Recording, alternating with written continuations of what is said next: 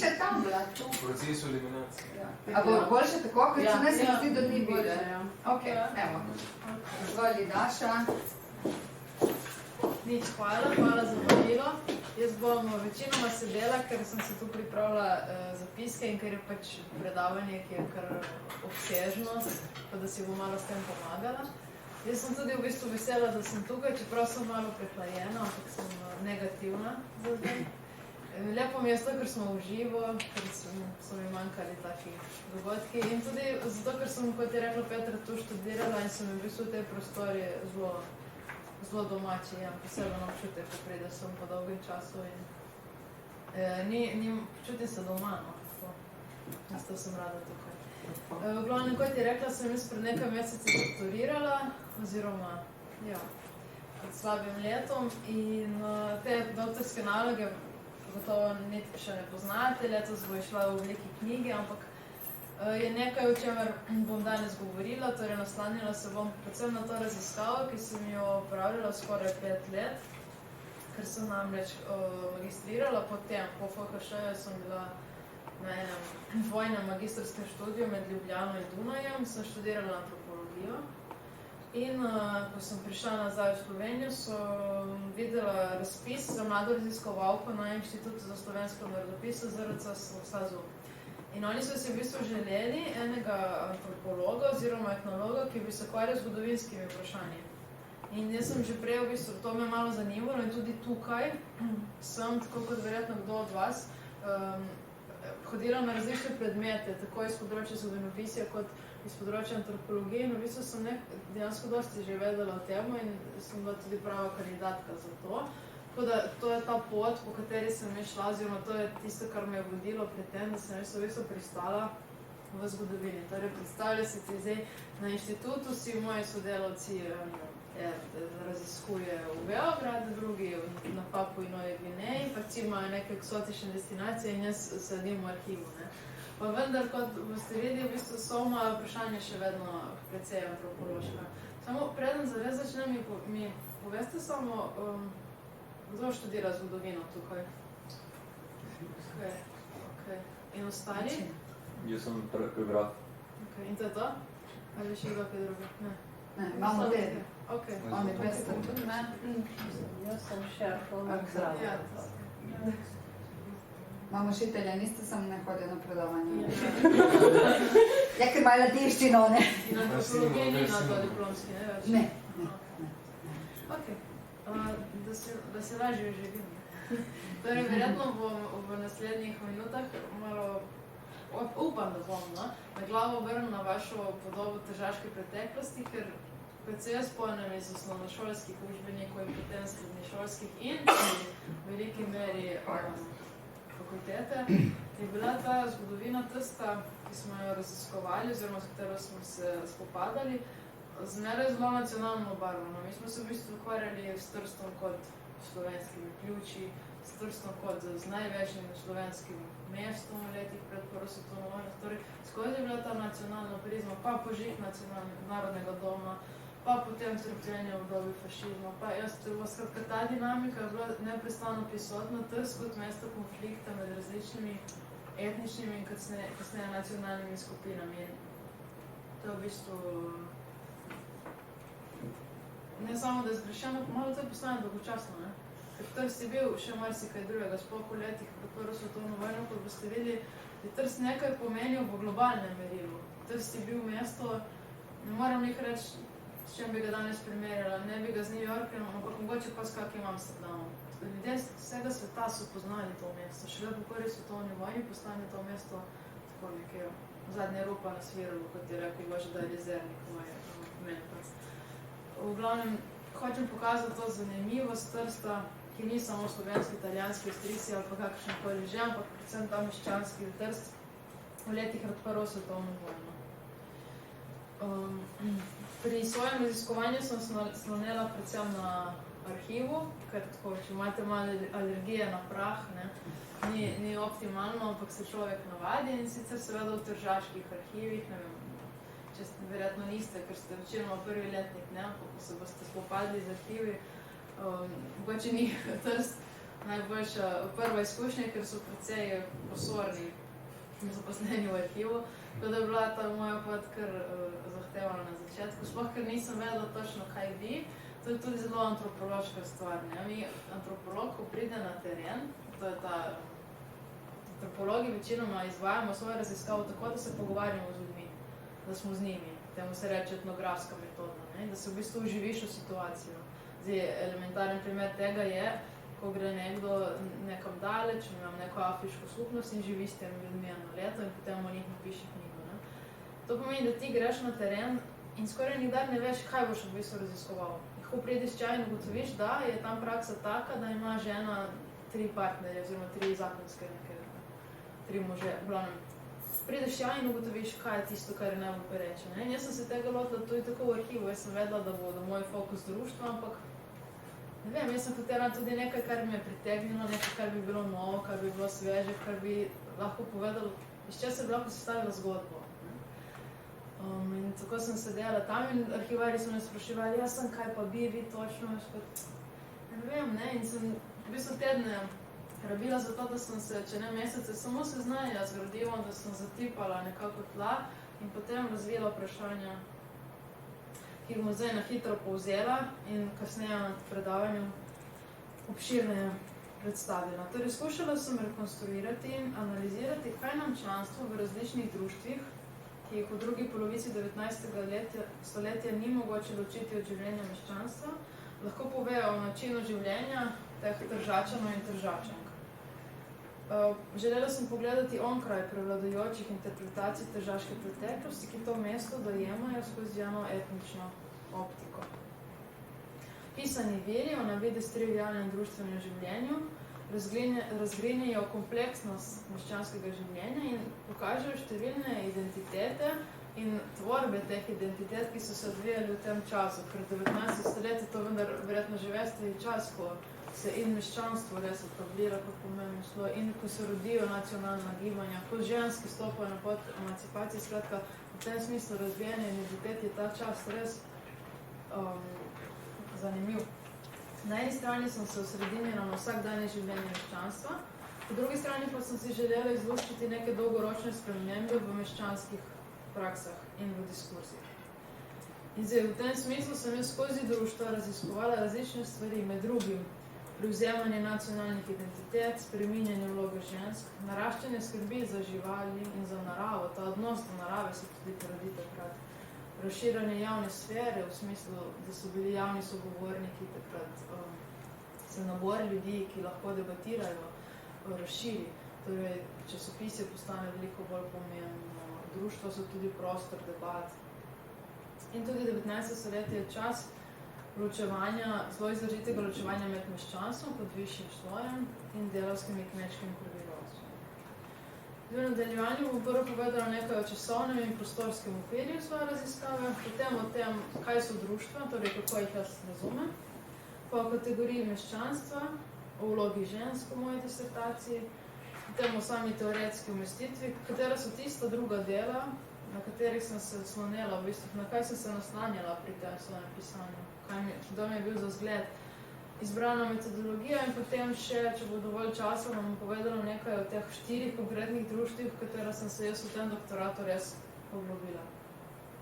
Torej, v časovnem smislu so bila moja mejnika 2, po eni strani leto 1848, ko vsaj za kratek čas širom avstrijskega cesarstva Habsburška monarhija zaveje en tak svež liberalen veter, ko naenkrat postane možno otvoriti veliko društev in postane to res del vsakdana. Po drugi strani pa se je moje obdobje raziskovanja končalo z letom 1914, kar je verjetno logično, ker se takrat začne Prva svetovna vojna. Zdaj, ena društva, ja, so bila ukinjena, ampak večinoma so bila pač v tem obdobju cele vojne v nekem mirovanju, so stagnirala. Tako da je bilo jasno, da sem zaključila z začetkom vojne.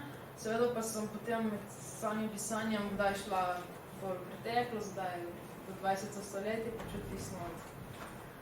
odvisno od raziskovalnega vprašanja. No? Če pa še nekaj povemo o sami geografiji, ker glede na to, da ste lokalno oziroma slovensko občinstvo, ne rabim kazati, kje je Trst, kot bi mogoče počela kje v tujini. ampak to je karta Avstro-Ogrske monarhije.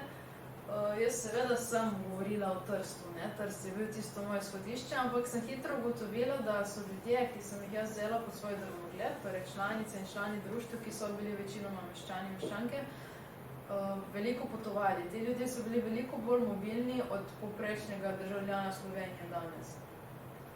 Po eni strani zato, ker so živeli znotraj te velike države, študirali so, bodisi v Gradcu, bodisi na Dunaju, včasih v Pragi in tako naprej. Tam so imeli svoje mreže, svoje prijatelje. Po drugi strani je k temu pripomoglo tudi to, da vsi, ki so bili zaposleni v državnem aparatu, so nekako krožili v teh svojih funkcijah. Mogoče lahko to malo primenjate s policijo danes, ne? Mislim, da tudi znotraj policije morajo policisti krožiti v različne dele države. Skratka, tudi znotraj monarhije so uradniki, ampak tudi učiteljstvo je tako bili zelo mobilni, krožili po državi. Potem imate seveda tukaj te najbogatejše, ki so se lahko zapeljali, ne vem, v Ljubljano ali pa kam drugam pogledati neko predstavo.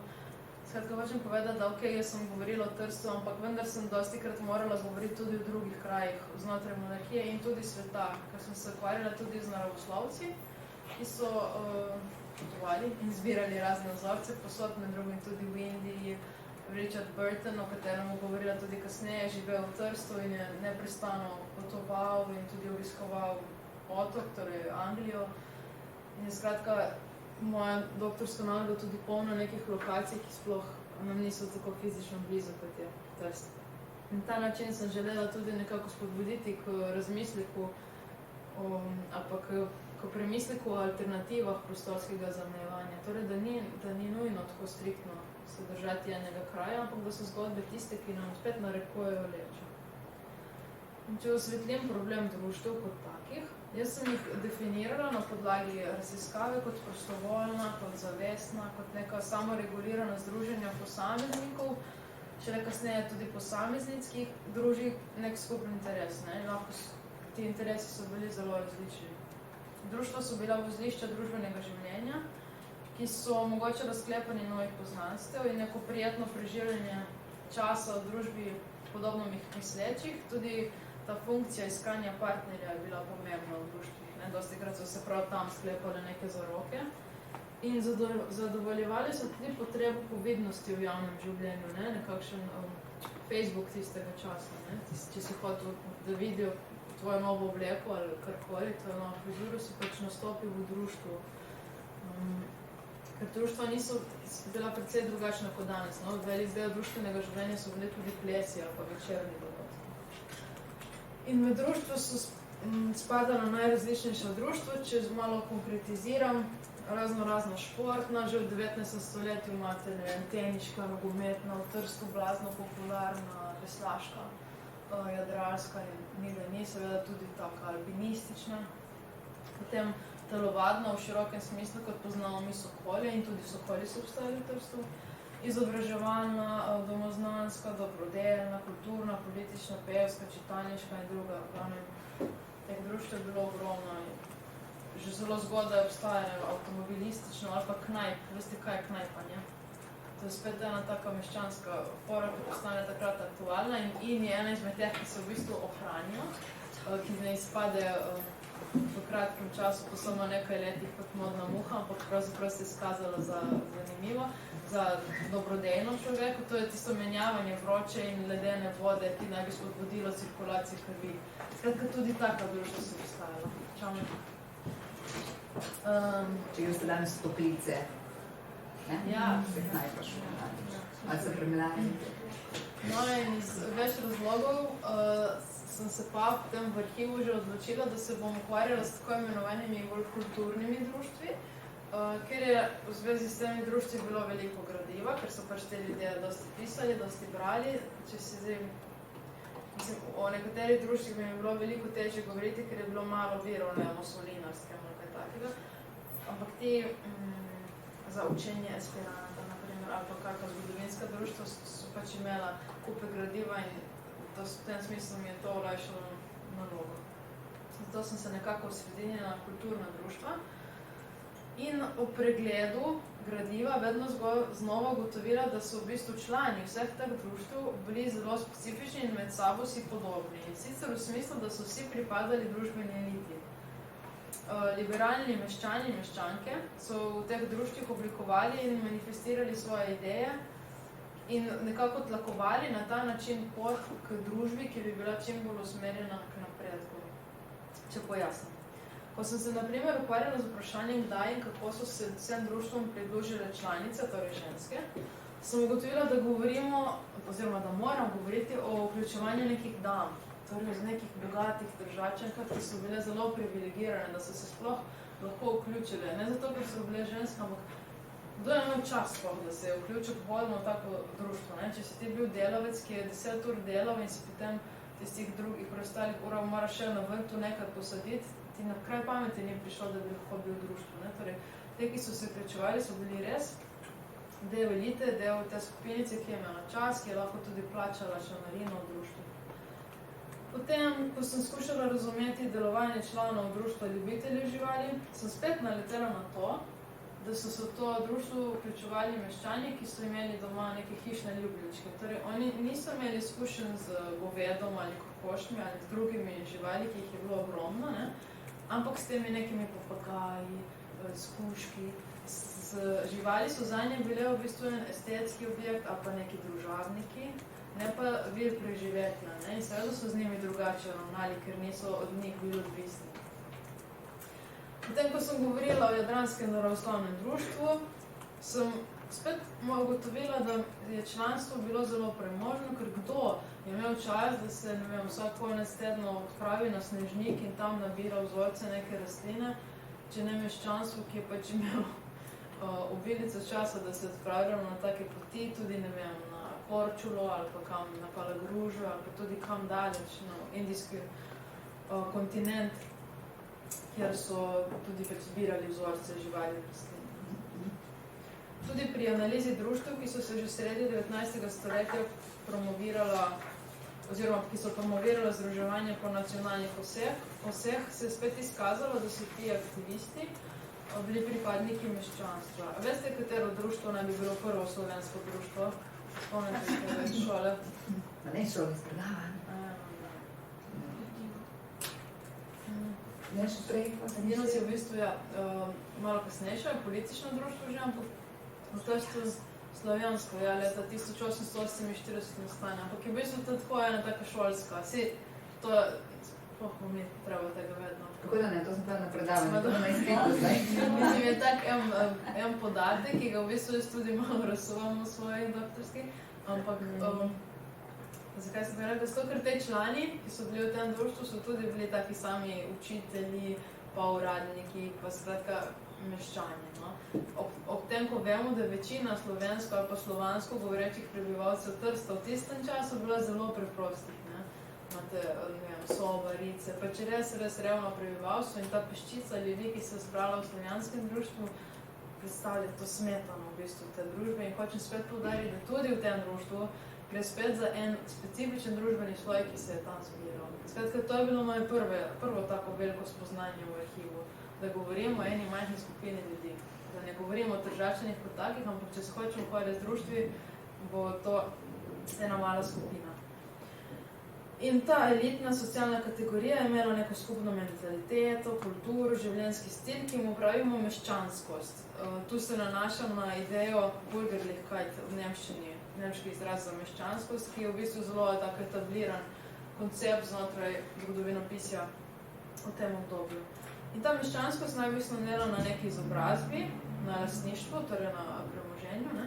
Na prestižu, na skupnih izkušnjah, skupno izkušnjo v smislu, da meščani so poslušali podobno glasbo, na podoben način so plesali, na podoben način so se vedli med obroki. Ena etiketa je obstajala med njimi. In se je kazalo tudi skozi specifično skupinsko zavest in sprejemanje nekih v razsvetljenstvu urejenih idealov. In del tega meščanskega vsakdana so bila že od začetka 19. stoletja tudi društva. ker v tem mestu, v Trstu, skoraj da ni bilo plemstva in zato se skozi govorimo o meščanih, če bi ga primerjali z Dunajem ali pa kakim drugim evropskim mestom tistega časa, bi bilo plemstvo gotovo več in bi bila socialna podoba mesta malo drugačna, ampak v Trstu ga je bilo res malo.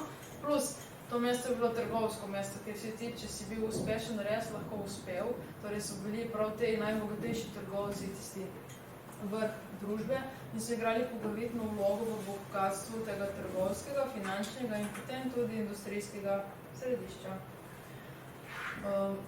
Dunaj, točneje država, torej Habsburška monarhija, so že zelo zgodaj, že v 18. stoletju, še bolj po 19. Nudili Trstu posebne ekonomske vzvode in privilegije, da bi to mesto ekonomsko cvetelo. Če so recimo v 18. stoletju bila Koper in Trst precej podobna po velikosti in tako v neki manjši, enako ali pa manj pomembni mesti, je s pomočjo prav teh vzvodov, ki jih je država nudila Trstu, Trst res cvetel v največje pristanišče na Jadranu v tem času. Torej, država je res podpirala Trst, ker prej smo imeli ta zemljevid, pač Trst je bil edino pomembno pristanišče te države in prav preko Trsta so iz vseh koncev sveta stvari prihajale vse do, ne vem, Lviva, Brna, ne vem, kamorkoli znotraj države in jasno tudi Dunaja. Trst je bil pomemben in vsi ti vzvodi so bili do neke mere tudi kulturni, ker so v Trstu lahko ljudje brez težav bivali ne glede na svoje versko izpoved. Trst je bil v tem smislu tudi kot Las Vegas, tu si se lahko poročil, tudi če niste bila oba, na primer, katolika ali pa kaj drugega. Tukaj so bile ene svoboščine, zelo dopuščene za razliko drugih mest, tako da so se ljudje iz cele monarhije prihajali poročati v Trst. Apropo, mimogrede, tudi če si bil z nekomu sorodu in si se želel z njim poročiti, si to lahko naredil v Trstu. Ne govorimo o bližnjih sorodnikih, ampak ne o bratranci in tako, ne, kar je drugod bilo že prepovedano, v Trstu pa so to dopuščali.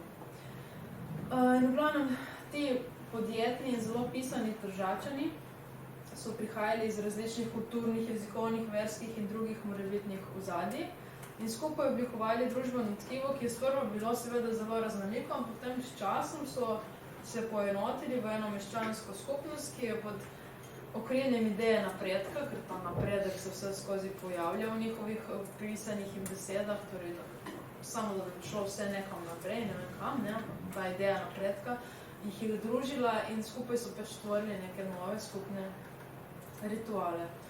Torej, Trst je potem ni bil samo slovenska pljuča, kot mi radi govorimo o tem mestu, ampak eno do preloma stoletja postal tudi tretje največje avstrijsko mesto. Dunaj, Praga in potem Trst. Najpomembnejše jadransko pristanišče, tretje največje skladišče kave na svetu. Trst je bil tudi mesto, v katerem so prvič opravili rentgensko slikanje, na primer. Ali pa Trst je imel ogromno, že takrat pred prvo vojno ogromno število stavb, ki so bile bolj kot bloki, z veliko nadstropji. Česar drugod takrat, če ni bilo, ne. Psihoanaliza se seveda rodi s Freudom na Dunaju, ampak v bistvu je Trst eno izmed prvih središč psihoanalize potem na svetu. Tu se je že zelo skoraj čokolada začela prodajati. Rada mi je samo risala to mesto, ki je res živelo, ker so prebivalci videli slone, ker so v Evropo jih pripeljali prav preko Trsta. Skoraj vse, kar je prišlo iz Afrike, je prišlo v Evropo preko Trsta takrat. In zanimiva prebivalca Trsta, to zadevnost, sta tudi za konca Richard Burton in Isabel Burton. Vsak zase zelo zanimiva, čeprav je ona živela bolj v senci svojega moža, kot je bilo za tiste čase značilno, Britanca, ampak on je bil že kot mlad fant zelo znan postolovec. On je, na primer, bil tisti, ki je prevedel 1001 noč, on je bil tisti, ki je prvi prevedel Kamasutro, skupaj sta obiskala razne dele sveta in ne na način, da bi bivala v hotelu, ampak dejansko s svojimi seveda služabniki šla, ne vem, v porečje Amazonke ali pa druge dele sveta in si tam postala bivak in tam živela in zapisovala nekakšne etnografske zapiske o teh ljudeh. In ona 20 let svojega življenja preživela v Trstu. Tudi zelo lepe slike so, če vas bo slučajno to omikalo iz njunega življenja in to je naprimer njuna jedilnica. Kot si predstavljate, on vas je bila tudi oba plemiča, sta imela 20 sob v tem svojem stanovanju, ne, vključno z ogromno nekimi arabskimi elementi, ker sta predtem živela na Bližnjem vzhodu. In tako, ona sta bila zame zelo zanimiva, tudi zato, ker sta ogromno pisala in je veliko virov. In sta zaznamovala vsak dan tržaškega prebivalstva. Torej, mesto ni bilo samo ekonomsko in trgovsko uspešno in pomembno, ampak tudi v kulturnem, znanstvenem in drugačnem smislu. Ne? Zdaj, ker Trst ni imel univerze, dobijo šele po prvi svetovni vojni in to ne zato, ker Trst ne bi bil pomemben, ampak majhen, ampak zato, ker se niso mogli dogovoriti o tem, čigava bo univerza, se bo poučevalo v slovenščini in italijanščini. Ne? So se raje odločili, da sploh ne bo univerze, ker so bili konflikti res zelo močni. So prav društva, v katerih se tudi ta dva zakonca delovala, predstavljajo nek nadomestek univerze. Torej tudi to znanstveno mišljenje, intelektualna misel se uveljavlja znotraj društva. Moram omeniti tudi ženske kot take, malo sem že omenila, torej primer je tukaj te Izabel, spet ista gospa, Isabel Burton, mislim, da njeni sobi. Tako je, zdaj v celem 19. stoletju za večino društev se ženske niso mogle včlaniti, če zlasti ne v politična. Pa vendar je že od začetka 19. stoletja so obstajala določena društva, ki so sprejemala ženske. Od sredine stoletja naprej pa se počasi ustanavljajo tudi društva, ki sprejemajo samo ženske, tudi ne vem, ženski pevski zbor ali pa ne vem, združenje dobrodelnic za pomoč prostitutkam. Razmišljujem si, ampak pač taka podobna društva. No?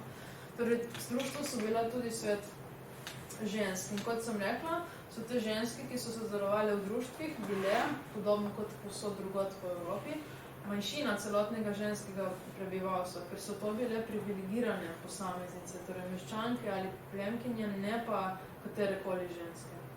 Svojo izobrazbo in z vpetostjo v meščanske socialne mreže so pripadale buržoaziji. Zato sem v bistvu pri svojem raziskovanju vse skozi to dvoje mislila skupaj, razmišljala o tem, ok, one so ženske, ampak so tudi meščanke. Če se to dvoje ne bi skladalo, ne bi bilo možno, da bi ona imela, na primer, svoje društvo. In ta Izabel konkretno je bila izredno aktivna v raznih dobrodelnih društvih. Še zlasti dobrodelna društva so bila aktualna za ženske, ker spet ženske kot nekakšne skrbnice, živali, otrok, vseh pomoči potrebnih. In njo so zanimale predvsem živali, tudi doma sta imela ogromno nekih živali. Pa že takrat, kar je bilo za marsikoga na robu norosti, sta imela kužka, ki je spal v svoji zibelki, pa ki je imel zavesice v postelji, pa je dobival zdravila. Torej, to je čas, ko se razvija tudi naklonjenost do živali, do hišnih ljubljenčkov in ona dva sta bila vsekakor ena izmed prvih v tem smislu naklonjenih živali. Preden povem še nekaj o teoriji, bi še nekaj morala povedati. Ne? Da z društvi v Trstu se marsikdo že ukvarjal. Po mojem naredimo lahko tak kup knjig, ali pa še više o društvih v Trstu v tem obdobju. Torej, ta predmet moje raziskovanje sploh ni nov. Kar je novo in o čemer bom zdaj pri teoriji tudi govorila, je izvirnost moje analize gre iskati v pogledu na to problematiko. In sicer, kot sem omenila, ker meščanstva nismo opazovali kot nekega skupka domnevnih nacionalnih mehurčkov, ampak sem v bolj antropološkem duhu skušala ohraniti pogled na Trst kot celoto, torej na prakse in procese, ki so bili skupni različnim meščanom in meščankam. Ker, ko sem jaz videla vsa ta društva, jaz nisem mogla ljudi razdeliti na razen in reči, aha, ta se kliče Janis, torej ta je Slovenec, aha, ta je to. Ne samo zato, ker so se ljudje takrat povezovali z različnimi imeni, ker ta ideja imen kot nacionalnih markerjev v bistvu postane pomembna šele kasneje in takrat še ni imela te vloge, ampak to je zato, ker to pri tem meščanstvu, ki je imelo toliko skupnih lastnosti, niti ni igralo vloge. Njih je zanimala ista glasba, oni so jedli isto hrano, oni so obiskovali iste dogodke praktično. In se mi je zelo zanimivo pogledati na njih kot na celoto, ne pa jih spet nekako na silo raztrgati tega družbenega tkiva na razen, da bom jaz lahko govorila o Slovencih. Ne? Kot se počne, mislim, na 95% druge literature o tedanjem Trstu. In tudi, ko pridem, ne vem, v Trst ali pa ko imam kak intervju, me vedno vprašajo, ampak kaj pa Slovenci? A mi lahko poveste, kakšen je bil odnos med Slovenci in Italijani? Torej, teoretska umestitev. Ne vem, koliko s vsemi teorijami že poznani, verjetno niti ne, ker so še večinoma v prvem letniku, ampak vam je verjetno znana ta bolj linearna, neka nacionalistična zgodovina, ki poskuša ustvariti idejo, da smo Slovenci že od vekovaj, da smo, ne, obstajamo in nekako smo končno po tisočletjih trpljenja zdaj dobili svojo državo ob razpadu Jugoslavije. Ampak v bistvu so se nacije rodile veliko, mislim, drugače in so kot vse neki umetni konstrukti, ki nastanejo v 19. stoletju. In jaz sem se želela oddaliti od nacionalističnih interpretacij Trsta, kaj se je skladalo z mojim branjem arhivskih virov, ker so v bistvu v tej viri pokazali, da je etnocentrično branje preteklosti problem, ne? Vse te perspektive in knjige, ki pripovedujejo izključno eni skupnosti, na primer o Slovencih, o drugih pa samo takrat, ko so ti predstavljeni kot nasprotniki, so nezadostni. Najprej za dveh razlogov, ne? Zato, ker vsa področja človekovega življenja vnašajo idejo nacionalnega. Naprimer, mene zanima tudi, kako se razvija higiena. Kakšno vezo ima tu nacionalna pripadnost? Če so meščani, vezana je higiena na meščanstvo tako, ker so bili oni tisti, ki so začeli pisati knjige o, ne vem, pomenu svežega zraka, o pomenu prezračevanja, o pomenu umivanja rok. In če sem jaz hotela razumeti, kaj se je v bistvu zgodilo, kaj se rodi takrat, sama beseda higiena se naprimer rodi takrat, zakaj bi se obremenjevala z nacionalno pripadnostjo, ne? Torej, to je prvi pomislek, da ni treba vnašati vsa področja ideja nacionalnega. Drugi problem, ki sem ga pa imela z že nastavljenimi knjigami na to temo, je, da spet zanemarjajo neka obdobja ali pa zgodbe zgodovine, ki preprosto niso nacionalne, ne? Torej, hotel sem pustiti za nekaj časa to nacionalnost in iti onkraj tega. In če ponazorim s primeri, člani Jadranskega naravoslovnega društva, italijansko ime ima Società Adriatica di Scienza Naturali, so se v kontekstu svojega delovanja naprimer načrtno distancirali od nacionalnih gibanj in se odločili, da bodo kot člani društva pripadali nečemu, čemu so rekli Republika znanosti. Oni so načrtno rekli, puste nas. Mi bomo raziskovali, mi smo raziskovalci, mi bomo del ene Republike znanosti. Ne, da so ustanovili svojo državo, ampak simbolično. Pri analizi društva ljubiteljev živali, ki se je imenovalo Società Zoofila, se je porajalo drugačno vprašanje. Zakaj sploh govoriti o nacionalni pripadnosti, kot ta v primeru društva sploh ni igrala vloge? Torej, so se ukvarjali tukaj z drugimi vprašanji. V primeru članov društva Minerva ali pa Slavjanskega društva so res do izraza prišla nacionalna gibanja, ker sta ti za društvi zelo nacionalno obarvani, ampak sem potem ugotovila tudi, da obstaja enormna razlika med tem, kako mi razumemo danes nacionalnost in slovenskost in med tem, kako je to bilo danes. Naprimer, to Slavjansko društvo, ki je nastalo leta 1848, je slovenstvo razumelo čisto drugače. Beseda slovenstvo je bilo v bistvu slovanstvo. Tako da vse te poenostavitve so bile kar so tako mi delali eno paro v glavi, ne? Sem bila čisto zmedena, kaj z vsem tem narediti in se skratka želela izogniti premici nacionalizma, pri čemer so mi kot izhodišče služile antropološke in sociološke raziskave. Identitete že dolgo poudarjajo kot dinamične, torej da se spreminjajo, kot pluralne, torej da imamo vsi več identitet, ne? Da jaz sem marsikaj, nisem samo Slovenka. In to je, da identitete niso koherentne ali stabilne, da sem jaz v bistvu lahko, ne vem, marsikaj istočasno, tudi če to na prvi pogled se naj ne bi skladalo. V pogledu te omejujoče perspektive ne bom zdaj s teorijami ukvarjala, razen če bo koga konkretno zanimalo, za kako svojo raziskavo me lahko kontaktira. Veliko vpliv na mojo raziskavo pa so imele tudi zelo moderne raziskave, zgodovinske raziskave urbanega življenja na ozemlju Habsburške monarhije. S pomočjo teh sem Trst lahko postavila v kontekst celotne države. In tu so, na primer, pomembni avtorji. Peter Judson je en tak, ki je trenutno najbolj vpliven na tem področju. Da študenti to poznajo, ker ste brali, niste še brali njegove članke? Ko ste brali? Ja. Hvala. Tako da načelno ste ga najbolj tako... Ja, zelo vpliven je trenutno in je v bistvu nekdo, ki je zagnal en nov trend, zgodovinopisu.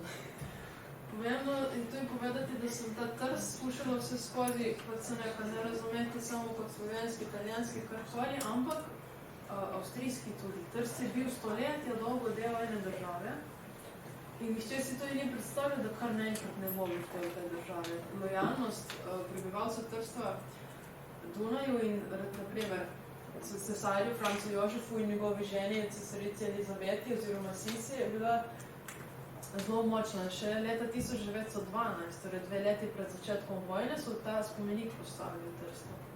Ta spomenik v bistvu danes ne še vedno, ampak spet stoji, ker so ga vmes zrušili. Pri železniški postaji ogromen je, če bi se šli gledaj mimo, poglejte. V glavnem, to preteklost sem želela razumeti tudi v imperialnem okviru in poudarjati vse skozi kontekst Habsburške monarhije. Nekaj težav sem imela pri izbiri metod in konceptualnih orodij, ker sem spet kot antropologinja prišla v arhivu in se podala na neko pot zgodovine. Jasno je, da sogovornikov nisem imela, ker govorimo v času, ki je veliko preveč oddaljen za kaj takega. Torej, metode v tem strogem smislu so bile izrazito zgodovinske. Jaz sem prebirala to arhivo, ga analizirala tudi preko nekih računalniških programov, ampak antropološko so bila bolj moje vprašanja. Zdaj, s tem imam v mislih, naprimer to, da sem pozornost posvetila historičnim akterkam in akterjem, ki niso bili del političnih elit ali pa strank ali pa neki cesarji ali pa samo moški, ampak civilne družbe kot take. Zanimivo je tudi to, in spet zelo antropološko, da sem na videz trivialne, majhne zgodbe ali pa neka majhna stališča vzela pod svoj drobnogled in da sem tem z antropološkimi orodji pripisala simbolne pomene. V antropološkem stilu sem bila tudi precej subjektivno naravnana. Antropologi načeloma ne iščemo neke resnice na terenu. Jaz vam lahko zdaj narišem premico letnic, kdaj se je kaj zgodilo, ampak jaz bi vam rada povedala zgodbo. Rada bi vam povedala, dala nek nov pogled na preteklost, ne pa samo neko pozitivistično, suhoparno podajanje materijala. In iz tega razloga se zavedam, da bi nekdo drug čisto isto gradivo, kot sem ga jaz, lahko bral tudi drugače. In katera so torej tista društva, ki sem jih jaz konkretno vzela pod drobnogled? Eno in najzgodnejše je bilo to Società di Minerva oziroma društvo Minerva, ki je nastalo že leta 1810 in je združevalo članice in člane, ki jih je zanimal napredek na področju umetnosti, znanosti, morale, pedagogike, estetike, domoznanstva, v glavnem vsega. Taka društva so obstajala tudi takrat, ki so bila tako zelo razsvetljenska. In v zvezi s tem društvom sem malo raziskovala tudi, kako se je počasi nacionaliziralo od tega, da je bilo izrazito pro-avstrijsko, ker so se člani, ki so bili večinoma trgovci, zavedali pomena monarhije za svoj uspeh. So v letih pred vojno postali v bistvu možgani liberal-nacionalne, torej pro-italijanske redentistične stranke v Trstu. In, ker sem imela vse te vire na voljo, sem lahko podala eno podobo, nijansirano podobo poti, ki jo je to društvo obralo, torej od tega, da je bilo razsvetljenstvo in razsvetljensko in zelo široko, do tega, da je postalo redentistično.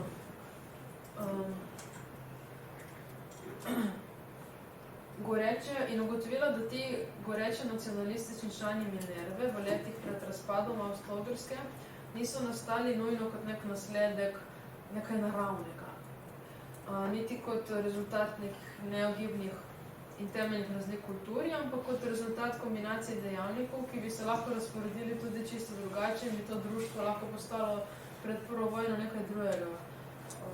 Tržaška družba se je res v 19. stoletju temeljito spremenila, ampak kot priča zgodba o tem društvu, pa ta nacionalizacija in sprememba ni bila ne hitra, ne avtomatična. Zdaj, sem zelo na hitro povzela, ampak to sem, na primer, v zvezi s tem društvom raziskovala. Torej, kako je postalo pro-italijansko mezeno.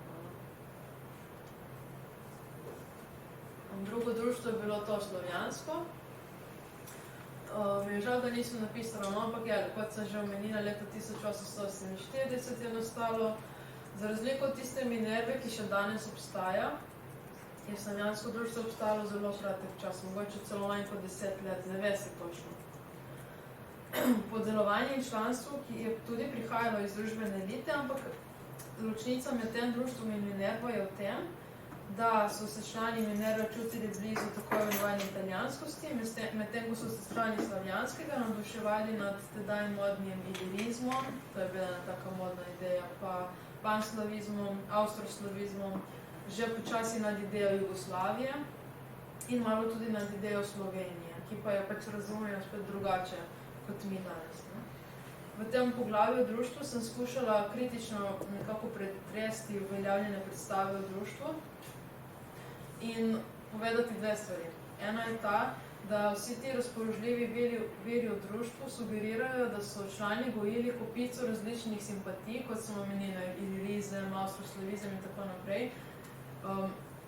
Vsi so imeli neko naklonjenost do vsega slovanskega, ampak to ni imelo nobene politične ali pa konkretne fizične ideje, kaj bi oni radi, kako bi se odvijanili. Oni so se v bistvu družili in organizirali jezikovne tečaje, ampak oni niso imeli nobene ideje, da bi oni naredili svojo državo, torej to ni bilo politične note.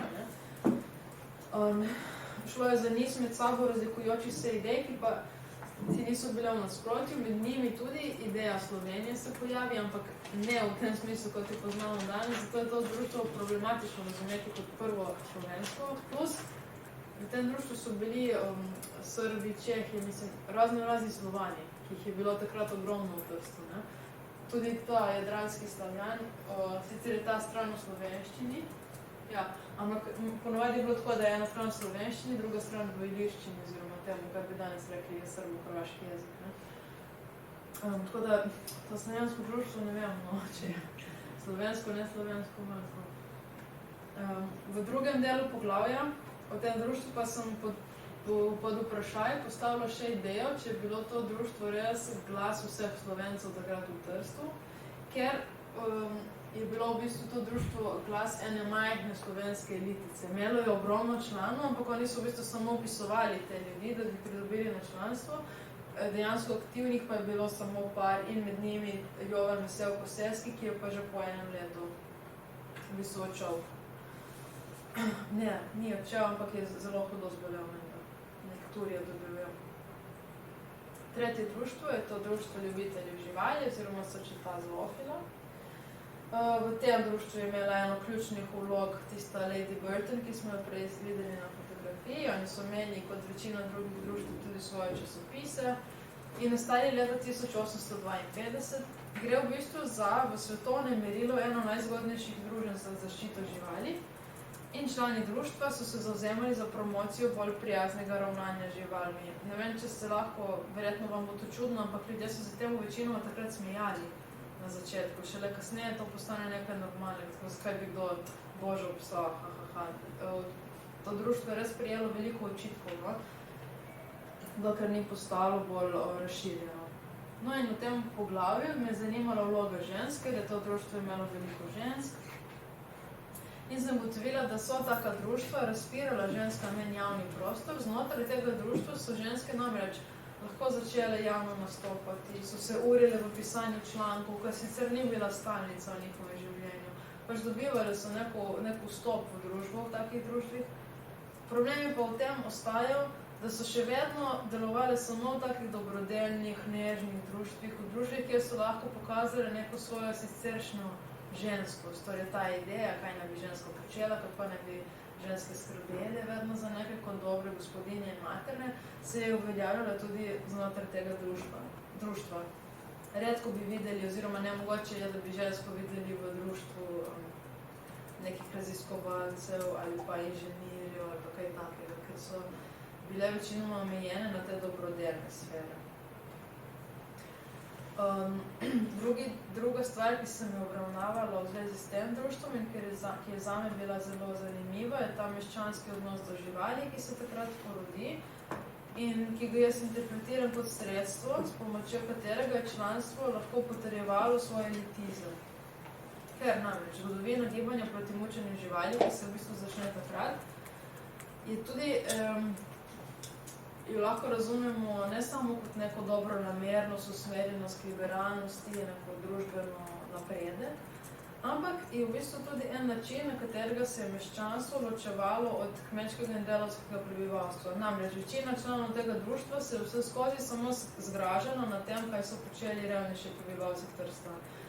Javno so sramotili ljudi, ki so recimo pretepali svojega psa, podeljevali so neke nagrade tistim, ki so za živali skrbeli lepo, pisali so knjige o tem, kako so ti necivilizirani divjaki ostudni.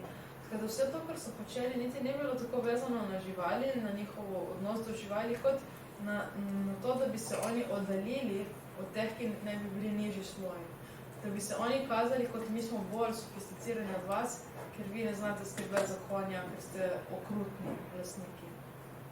To je bila ta druga stvar, ki me pri tem društvu in še zadnje društvo, društvo naravoslovcev, oziroma Società di Scienze Naturali, je nastalo leta 1874 in je združevalo tržaške naravoslovce. Člani so pripravili znanstvena in razna druga predavanja, se družili v čitalnici, prebirali naravoslovno gradivo z vsega sveta, imeli so svojo znanstveno revijo, lovili korak s kolegi iz drugih delov sveta. V poglavju o tem društvu me je zanimalo predvsem ta globalna mreža, ki jo je imelo društvo. Res so meni niti po vsem svetu, te bogati stiki so bili zame zanimivi. Druga stvar pa to, da so se imeli za pripadnike preimenovane republike znanosti, torej da oni so še pred Prvo svetovno vojno, ko je res, recimo leta 1913, ko si res ali govoril v javnem prostoru en jezik ali drugi, navadno nisi mešal, si se moral nekako umestiti v to, kaj boš, katera je tvoja politična in nacionalna pripadnost, so oni še v teh zadnjih številkah svoje znanstvene revije objavili članke tako v nemščini kot v italijanščini, kar je bilo res redko. Izognili so se tem nacionalnim razmejevanjem, ki postanejo pred vojno zelo pereča. Ne vem, če tisti, ki študirate tudi dediščino oziroma poznate arheologijo, boste mogoče tukaj vas bo zanimalo, da je ta človek Carlo Marchesetti. Mislim, da je še danes ga imate verjetno v svojih gradivih. Zelo vplivan arheolog iz tistega časa, ki je bil tudi eden od glavnih v tem društvu naravoslovcev.